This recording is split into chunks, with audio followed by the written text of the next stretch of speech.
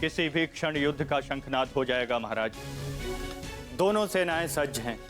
पांडवों की सेना ने आज कौंच व्यूह का निर्माण किया है और महामहिम भीष्म ने महाव्यूह का। उचित निर्णय लिया है ताश्री ने। अब पांडव युधिष्ठिर की रक्षा के लिए उसे क्रौंच व्यूह की अंतिम रेखा में रखेंगे।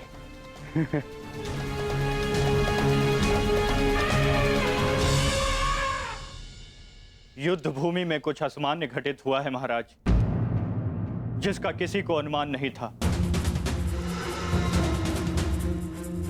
जिस प्रकार से युवराज दुर्योधन आश्चर्यचकित हैं, ठीक उसी प्रकार से मैं भी आश्चर्यचकित हूं महाराज। किंतु ऐसा क्या हुआ है संजय? पांडवों ने राजकुमार युधिष्ठिर को सेना के अंतिम रेखा में न रखकर सेना के अग्रभाग में रखा है महाराज।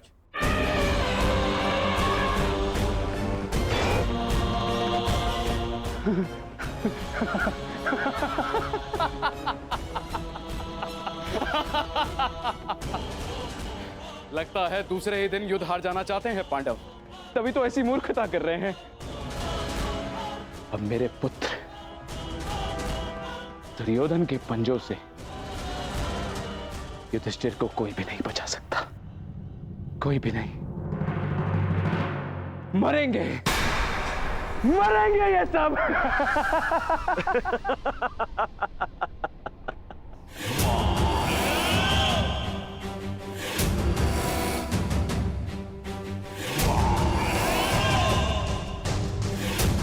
सुना था, आज देख भी लिया। विनाश काले विपरीत बुद्धि।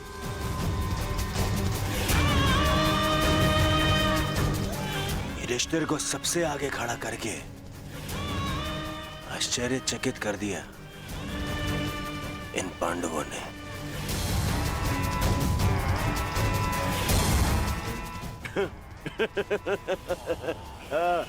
पितामह,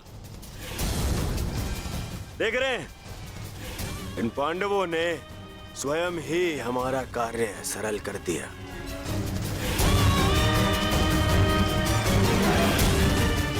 युधिष्ठिर को आगे खड़ा करके।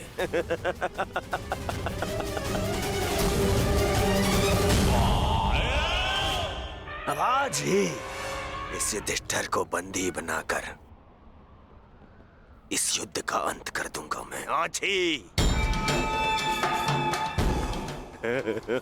आजा, आजा।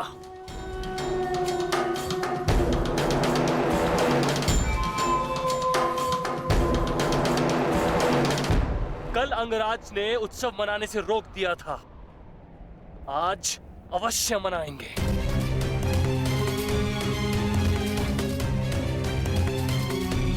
देखा दुशासन, हमारी जीत का उत्सव। मत भूलिए पिताश्री ने क्या कहा था। अभी से उत्सव मनाने के विषय में सोचना भी मूर्खता है। युद्ध अभी शेष है।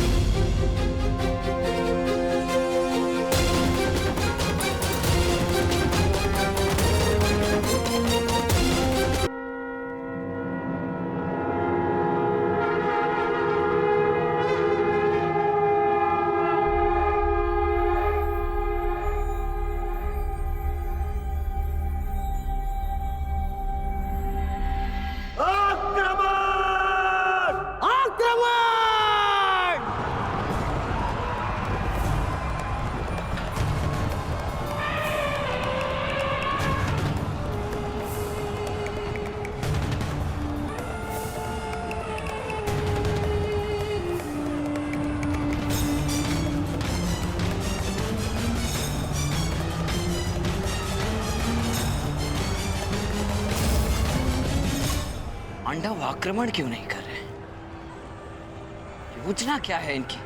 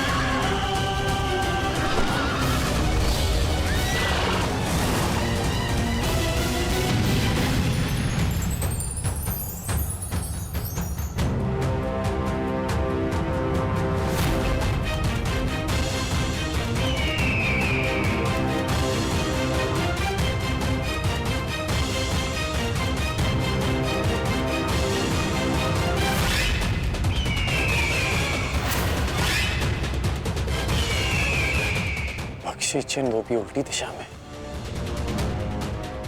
ये पांडव पीछे क्यों हट रहे हैं?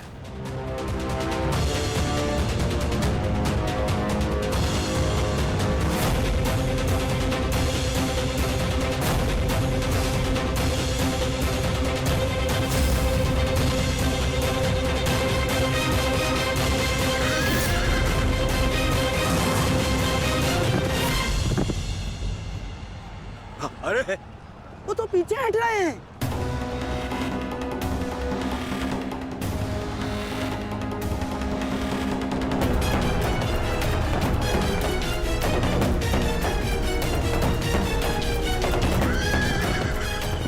पीछा करो इनका, समाप्त कर दो सबको।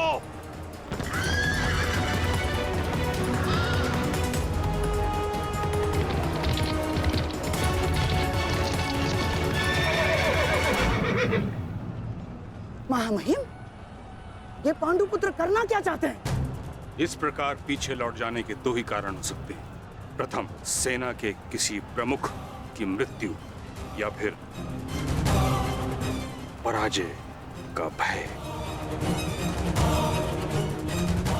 और यदि युद्ध के आरंभ में ही सेना इस प्रकार पीछे लौट जाए तो उसका अर्थ है यह उनकी रणनीति है।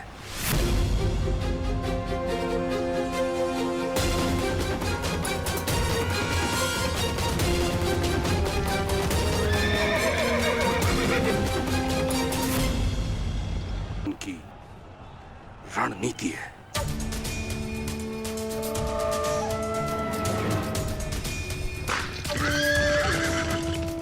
पर हमारे पास उन पांडवों से 5 अश्विनी सेना अधिक है। यदि ये कोई रणनीति भी है, तब भी हम अपनी सेना के बल से इन पांडवों को समर्पण करने के लिए विवश कर सकते हैं। पितामह, आप आगे बढ़िए और युधिष्ठिर को बंदी बनाइए। शीघ्रता मत करो दुर्योधन। सर्वप्रथम उनकी रणनीति को समझो, उसके पश्चात आगे बढ़ो।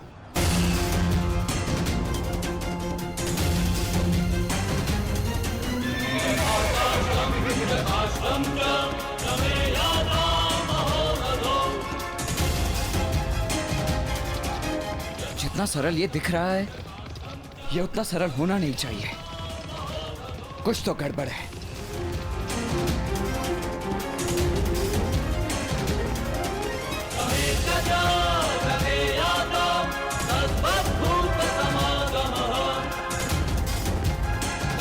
रुक जाओ, ये एक छल है, हमें फंसाने की चाल है ये।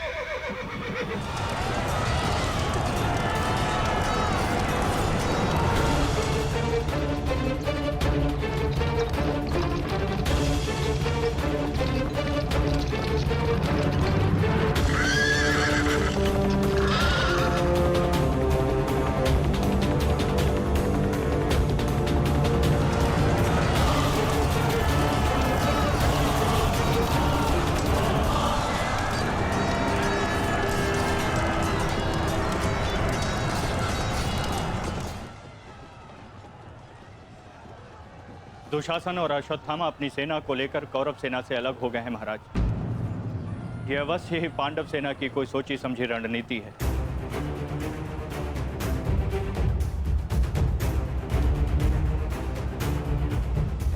आत्मसमर्पण कर दो युधिष्ठिर। हो सकता है ज्येष्ठ तुम्हें जीवन दान दे दे। तुम केवल दास बनने के योग्य और सदैव दास बनकर रहोगे, और पांचाली सदैव हमारी दासी बनकर रहेगी।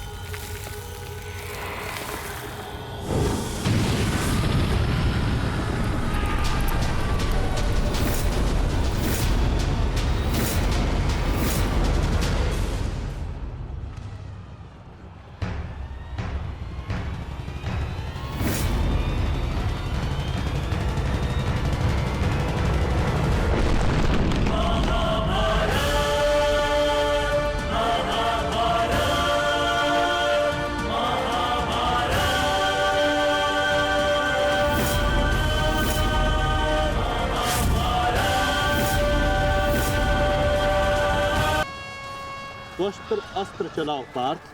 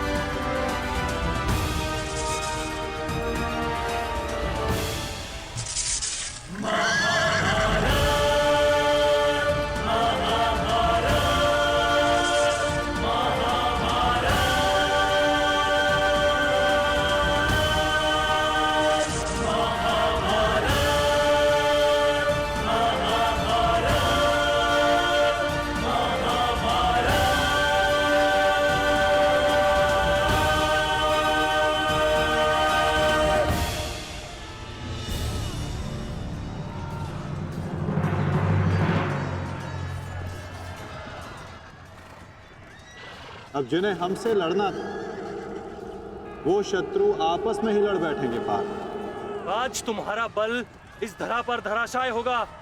भीम, अर्जुन!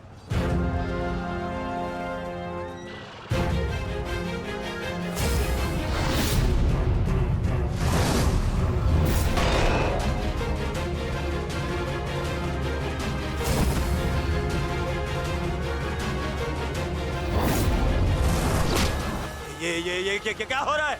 अश्वत्थामा और दुशासन आपस में क्यों लड़ रहे हैं? शांत हो जाओ दुर्योधन, ये अर्जुन के दिव्यास्त्र का प्रभाव है।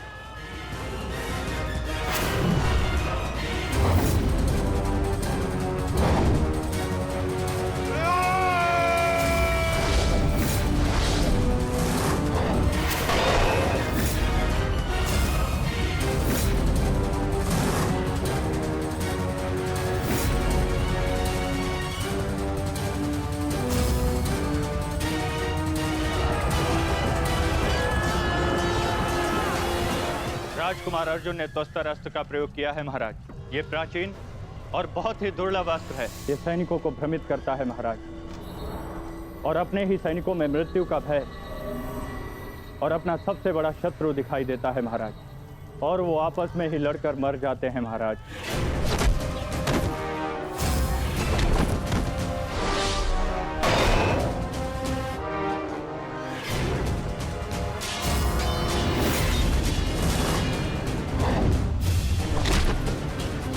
हाँ भाई, आप युवराज की सुरक्षा के लिए यही उपस्थित रहिए।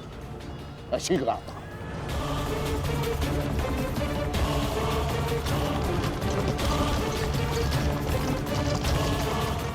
माधव, दुर्योधन पर आक्रमण करने का यही उचित समय है।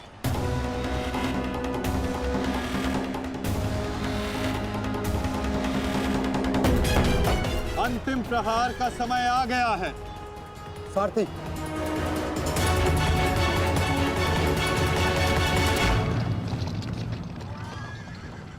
ये क्या? चारों पांडव सीधे हमारी ओर बढ़ रहे हैं।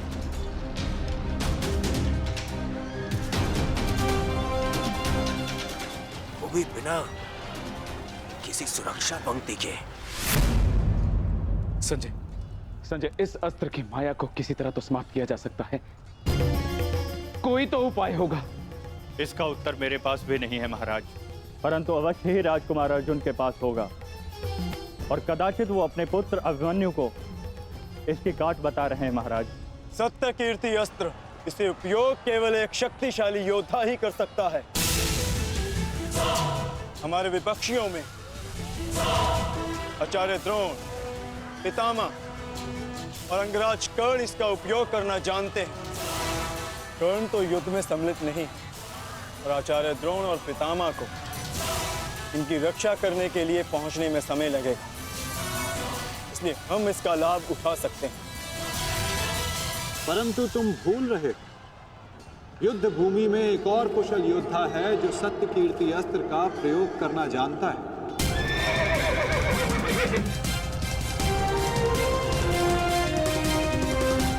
और उसको रोकना अति आवश्यक है।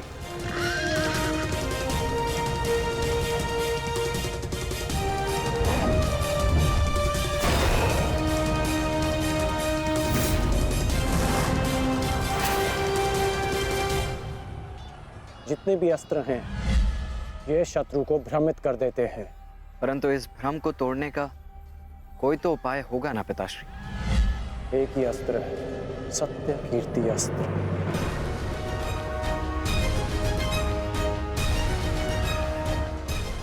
ओम सत्यार्थम, ओम कीर्त्यार्थम, ओम नमो नमो नमो सत्य कीर्ति अस्त्राय नमः।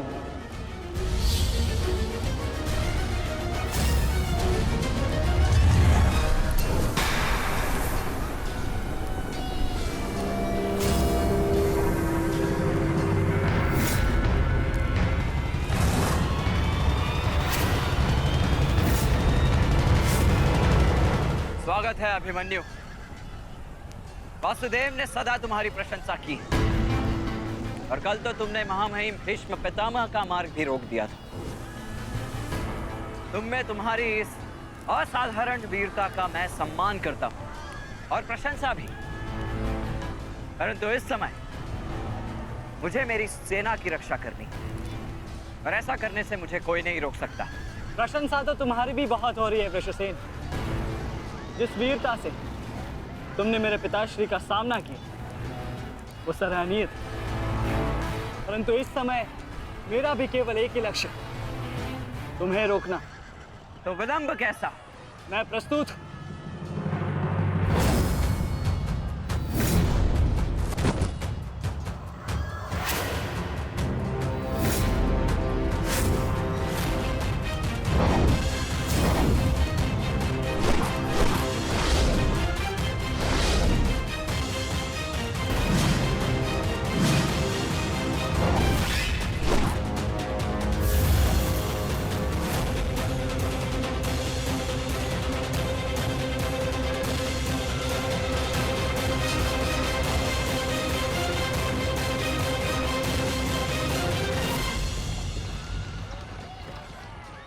मैं गुरु द्रोण को रोकता हूं। नहीं अर्जुन, गुरु द्रोण का सामना मैं करता हूं, तुम आगे बढ़ो। नहीं भ्राताश्री, दुर्योधन के समर्पण की पुष्टि करने के लिए आपका वहां होना अति आवश्यक है। और जो इसमें सक्षम है वो है भ्राता भीम। पितामह को केवल भ्राता अर्जुन ही रोक सकते हैं। आप सब लोग आगे बढ़िए, हम गुरु द्रोण को रोकते हैं। सारथी, शीघ्रता करो।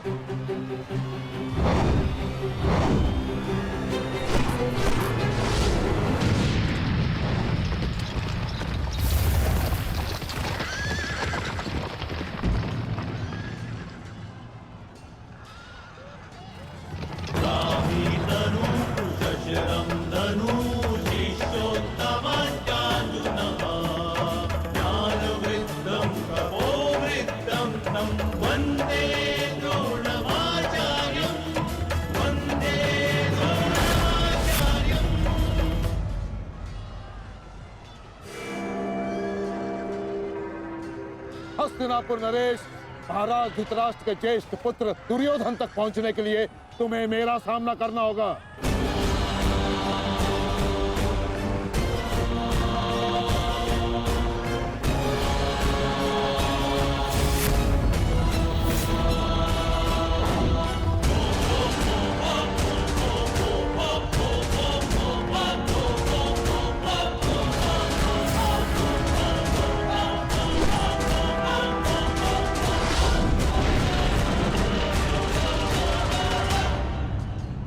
अद्भुत अर्जुन, मुझे गर्व है तुम पर। माना कि भ्राता अर्जुन आपके प्रिय है, परंतु हम भी आपके शिष्य हैं गुरुदेव। अपने साथ बंद करने का अवसर हमें भी प्रदान करें। अवश्य पुत्र, परंतु स्मरण रहे एक क्षण तुम्हारे समक्ष तुम्हारे गुरु द्रोण खड़े। बंद इतना सरल नहीं होगा, स्मरण रहे। हमारे गुरु ने हमें कठिन कार्यों को साधने की पूर्ण शिक्षा दी है गुरुदेव। तो सावधान नकुल।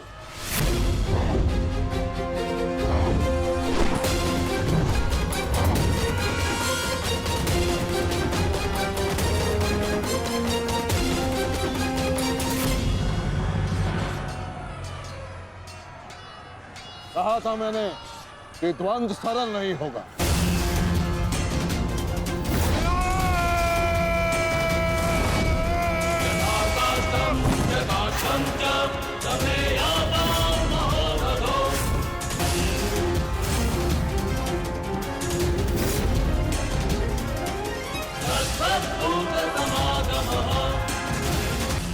पहले मैं आपसे द्वंद करूंगा गुरुदेव।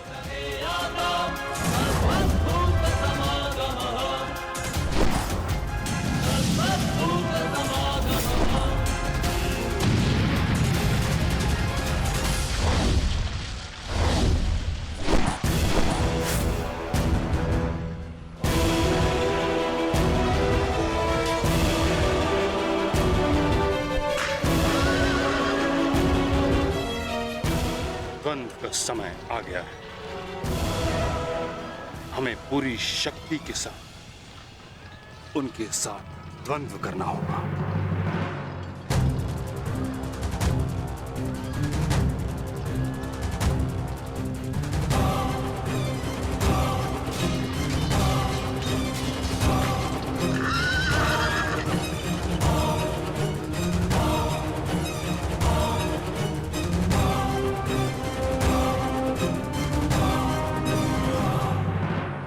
क्या हुआ पुत्र?